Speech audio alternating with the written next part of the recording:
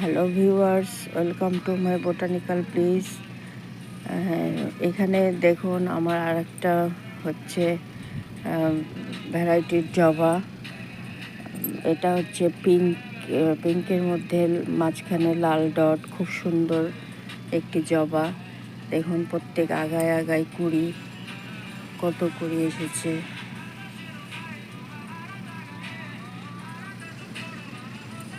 এই গাছের যত্ন হিসাবে আমি প্রতি সপ্তাহে খোল ভেজানো জল দেই, আর মাটি তৈরি করেছিলাম 50% বাগানের মাটি, 30% গোবর সার, 20% কোকোপিট দিয়ে।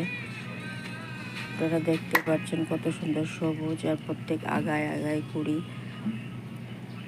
এই গাছে অত যত্ন লাগে না, খুব সহজেই ফুল দেয়। এই যে দেখুন কালকে ফুটবে এই ফুলগুলি।